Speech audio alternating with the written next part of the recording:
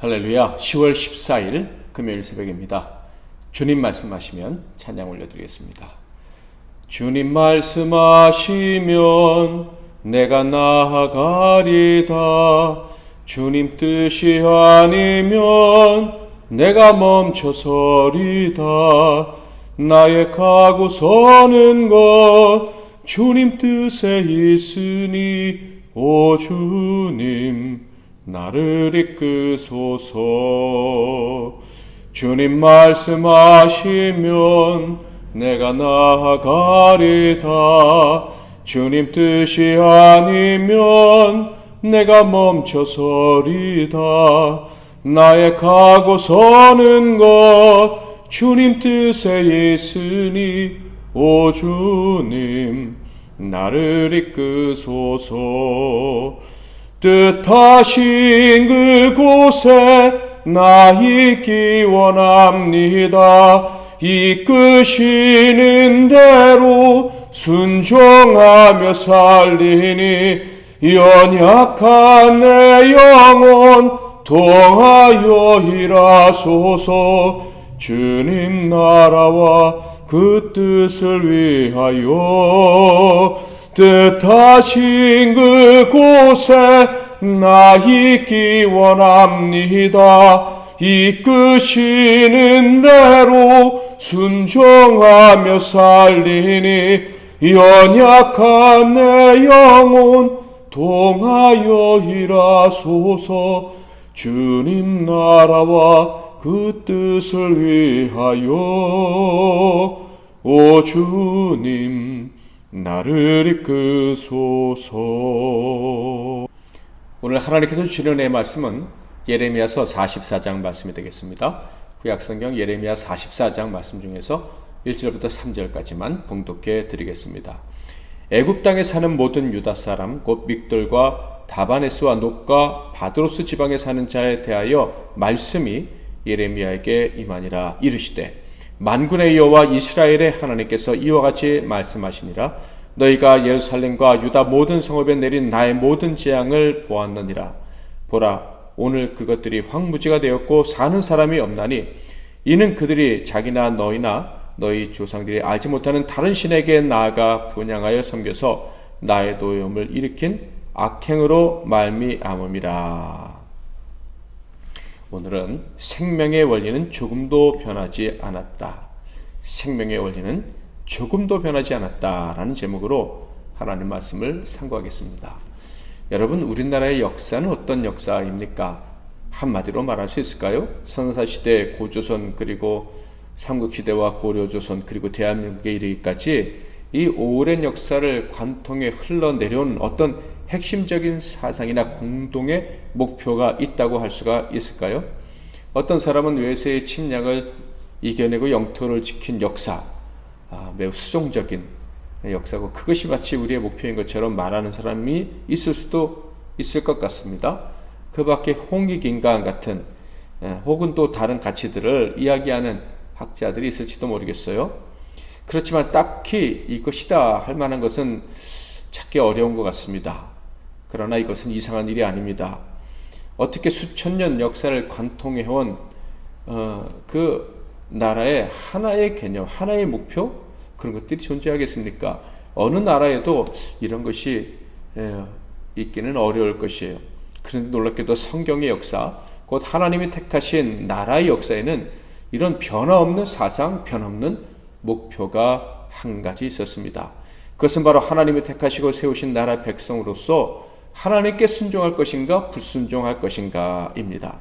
즉 하나님께 순종하면, 하나님을 사랑하면 그들의 나라와 삶과 일상은 든든히 세워지게 될 것이고, 그렇지 않으면 하루아침에라도 무너지되 철저히 무너질 수 있다라는 거예요. 그래서 이스라엘의 목표는 오직 하나였어요. 오직 하나님과 그분의 말씀에 순종할 것인가 하지 않을 것인가 라는 거예요. 그리고 이런 나라가 존재해야 되는 이유, 이렇게 특별하게 선택받은 나라가 존재해야 되는 이유도 성경에 기록된 이스라엘 역사를 통해서 우리에게 분명히 보여줍니다. 그것은 그들이 이런 목표를 가지고 존재해야 되는 이유는 바로 세상 모든 나라들을 살리기 위함이라는 거예요. 세상 모든 나라에도 도도히 흐르는 동일한 주제가 있어야 된다는 거죠. 곧 하나님께 충성할 것인가, 순종할 것인가, 아니면 불순종할 것인가.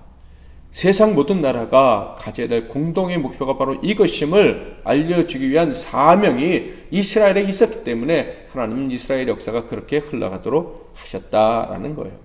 이런 목표를 가진 이스라엘의 흥망성쇠는 바로 이 한 가지 때문에 늘 반복되었습니다. 수천 년 동안 변하지 않는 이 문제 때문에 흥망성쇠를 반복했다라는 거예요. 하나님의 언약의 말씀을 사랑하고 붙잡고 순종할 것인가, 아니면 이 언약의 말씀 대신에 세상을 사랑해서 세상의 방법을 붙잡고 살 것인가, 이것에 의해서 그들의 운명이 결정나곤 했다라는 거예요. 놀랍지 않습니까? 이런 일관성은 오직 이스라엘의 역사에만 존재합니다. 실제로 존재했습니다. 하나님께서 이스라엘의 역사를 이렇게 특별하게 이끄신 이유는 바로 말씀드렸던 것처럼 세상 모든 민족을 일깨우시기 위함입니다. 세상의 주관자는 하나님이시다. 세상의 역사는 하나님이시다. 이 역사 속에서 구원을 얻을 자가 누구인지, 구원을 얻을 나라가 어떤 나라인지를 확실하게 보여주시기 위함이었다라는 거예요. 자, 이 역사 속에서 구원을 얻게 될 사람은 그렇다면 누구일까요? 당연하죠. 이스라엘을 통해서 주신 역사의 교훈을 깨닫고 그 교훈을 붙잡고 살아가는 사람들입니다. 예수님은 그들이 바로 하나님 나라의 백성, 천국 백성이라고 말씀을 하셨습니다. 이 백성들의 특징은 당연하죠. 그들의 삶에서 가장 소중한 것은 바로 만왕의 왕 하나님과 그분이 주신 언약의 말씀이에요. 그 말씀을 듣고 붙잡고 순종하며 살아가는 것이 가장 소중하다는 것을 알고 살아가는 자들이 바로 이 하나님 나라 백성들의 특징이다라는 것입니다. 하나님께서는요, 이 중요한 원리에 대해서 예나 지금이나 그리고 영원토록 타협할 생각이 조금도 없으십니다. 그러므로 이 원리는요, 변할 수가 없어요. 변하지 않는 원리를 뭐라고 하죠? 진리라고 합니다. 그러므로 사람이 이 진리를 따르지 않는다면 당연히 잘못된 길, 오류의 길을 따르게 되어 있어요. 잘못된 길을 따라가니 멸망에 이를 수밖에 없겠죠. 그래서 하나님은요, 이 원리를 끊임없이 교훈하셨고, 심지어 이스라엘이 바벨론에 의해 완전히 멸망한 후에도 이 교훈을 계속해서 주셨습니다. 이스라엘이 멸망했을 때, 그때도 하나님은 순종하는 자들은 살 수 있다, 일상이 회복될 수 있다는 것을 보여주셨어요. 바로 유다 총독 그다랴가 다스리던 때 그런 복을 내려주셨던 것입니다. 예레미야의 말씀을 따랐던 그다랴와 그와 함께 살게 된 백성들은 놀랍도록 신속하게 일상의 회복을 경험하게 됩니다. 그러나 그 평안의 때는 그리 오래가지 못했죠. 반역자가 나타나서 그다랴를 살해한 것도 문제이긴 했지만 나중에 더 크고 근본적인 문제가 드러나게 되는데 그것은 바로 불신앙이었습니다. 하나님 대신에 세상을 의지하는 마음, 그들의 중심이 드러나고 말았다는 거예요. 하나님의 언약의 말씀 대신에 애굽으로 나아감으로 애굽을 의지해서 구원을 얻으려 했던 그 악한 마음, 하나님 주신 목표를 잃어버린 그들의 본질이 드러났다. 인류의 구원은 오직 하나님의 말씀, 하나님의 언약을 붙잡는 것을 알려야 될 사명을 가진 사람들이었지만, 언약을 붙잡은 자들에게 주신 하나님의 은혜를 확인했었지만 그들은 또다시 세상을 의지하기로 마음 깊숙한 곳에서 결정을 했었던 것입니다.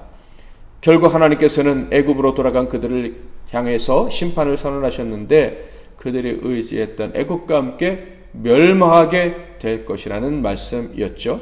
44장에 보면 애굽에 이미 도착한 유대인들을 향한 하나님의 말씀이 기록되어 있다는 것을 알 수가 있는데 1절 애굽 땅에 사는 모든 유다 사람 곧 믹돌과 다바네스와 놉과 바드로스 지방에 사는 자에 대하여 말씀이 예레미야에게 임하니라 이르시되, 다음의 구절에서 그들을 향한 하나님의 안타까움을 발견하게 됩니다. 8절 9절 어찌하여 너희가 너희 손이 만든 것으로 나의 노여움을 일으켜 너희가 가서 머물러 사는 애굽 땅에서 다른 신들에게 분향함으로 끊어버림을 당하여 세계 여러 나라 가운데에서 저주와 수치거리가 되고자 하느냐. 너희가 유다 땅과 예루살렘 거리에서 행한 너희 조상들의 악행과 유다 왕들의 악행과 왕비들의 악행과 너희의 악행과 너희 아내들의 악행을 잊었느냐. 그들의 조상들에게 하나님은 분명히 알려주셨죠. 살 길을 알려주셨습니다. 그러나 그들의 조상들의 선택은 죽음의 길이었습니다.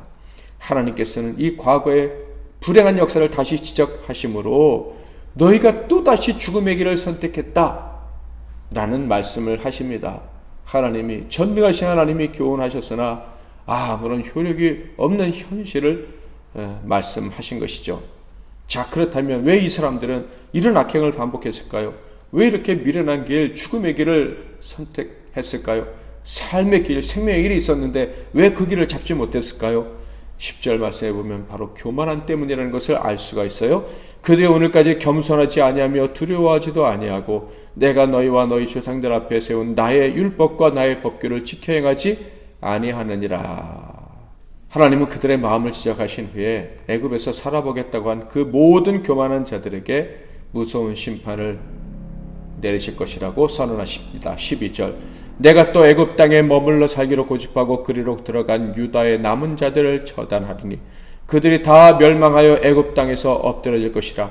그들이 칼과 기근에 망하되 낮은 자로부터 높은 자까지 칼과 기근에 죽어서 저주와 놀램과 조롱과 수치의 대상이 되리라. 아무도 가나안 땅으로 돌아오지 못하고 그곳에서 망할 것이다 라는 말씀이에요. 자, 그렇다면 이 무서운 말씀, 최종 심판의 선언을 들은 이스라엘은 어떻게 반응했을까요? 두려워하면서 가슴이 찔려서 회개하며 하나님 앞에 엎드렸을까요? 안타깝게도 그들은 절대 하나님 말씀을 듣지 않겠노라는 이런 교만하고 사악한 선언을 하고 맙니다. 16절 내가, 예레미야죠, 여호와 이름으로 우리에게 하는 말을 우리가 듣지 아니하고, 그렇게 듣지 않고 반항하는 이유까지도 그들은 둘러댔습니다. 그것은 과거의 우상, 하늘의 여신을 섬길 때에는 배불렀었는데 그 우상을 섬기기를 멈췄을 때는 우리가 배고팠고 이렇게 망하게 됐다.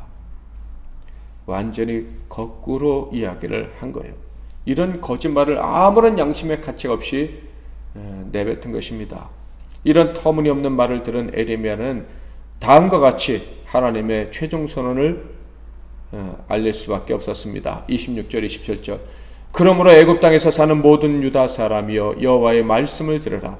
여호와께서 말씀하시되 보라 내가 나의 큰 이름으로 맹세하였은즉 애굽 온 땅에 사는 유다 사람들의 입에서 다시는 내 이름을 부르며 주 여호와의 살아계심을 두고 맹세하노라 하는 자가 없으리라. 보라 내가 깨어있어 그들에게 재난을 내리고 복을 내리지 아니하리니 애굽 땅에 있는 유다 모든 사람이 칼과 기근에 망하여 멸절되리라. 그리고 소수는 돌아오게 될 것이다 라고 얘기를 하지만 그 소수는 기회를 잡은 것이 아니라 예루살렘에 와서 하나님의 말씀이 완전히 성취된 것을 보고 더 큰 절망을 하게 될 것이다. 그것을 경험하게 하려고 살려줄 것이다 라고 이야기를 합니다. 그러니까 당장의 저주를 피해 살아남았다고 한들 그들은 안심하게 되는 것이 아니라 더 큰 고통을 겪게 될 것이다 라는 무서운 저주의 말씀이죠. 사랑하는 성도 여러분, 우리에게 하나님과 사람 앞에서 정직하고 싶은 마음이 있다면 그것은 정말로 감사한 일입니다. 사랑하는 성도 여러분, 저와 여러분에게는 하나님과 사람 앞에서 정직하게 살고 싶은 그런 갈망이 있습니다. 넘어질 때도 있고 흔들릴 때도 있지만 우리는 알고 있어요. 하나님 말씀을 들을 때 힘이 나고 하나님 말씀에 순종해야 살 수 있다는 것을 안다는 그런 정직한 고백이 있습니다. 나아가 그 말씀대로 살려고 꿈틀대는 그런 모습이 저희들에게 있습니다. 이것이 복임을 기억하시기를 바랍니다. 이것이 바로 선택받은 자들의 삶이라는 것을 인하여 감사할 수 있기를 바랍니다. 오늘도 우리가 그 말씀을 듣고 그 말씀이 우리를 이끄시기를 바라고 실제로 그 말씀 우리를 이끌어 주실 것에 대해서 우리는 감사하면서 하루를 시작했으면 좋겠습니다. 말씀대로 살려는 우리가 바로 천국 백성임을, 하나님이 기뻐하시는 목표를 가진 사람들이고 그래서 하나님이 하늘의 복을 내려주실 수밖에 없는 사람임을 기억하면서 힘있게 오늘 하루를 사는 저와 여러분 되시기를 주님의 이름으로 축복합니다. 기도하겠습니다. 하나님 아버지, 이스라엘의 유구한 역사를 통해서 이 세상에 변치 않는 원리, 생명의 원리가 있다는 것을, 그 진리가 있다는 것을 오늘 다시 깨닫게 해주시니 감사합니다. 하나님을 사랑하고 그 말씀을 사랑하고 그 말씀을 지키기 위해서 지렁이 같지만 꿈틀대는 저희들이야말로 복된 자들이고, 그들이 오늘과 내일 그리고 영원히 승리하는 자들인 줄 믿습니다. 오늘도 말씀대로 살기로 결단하고 애쓰는 모든 인간적인 실망과 인간적인 소망을 내려놓고 하나님만 바라보는 우리 에미신 나눔교회 성도와 그리고 예배하는 모든 종들에게 하늘의 은총을 내려 주시옵소서. 예수 그리스도의 이름으로 기도하옵나이다. 아멘.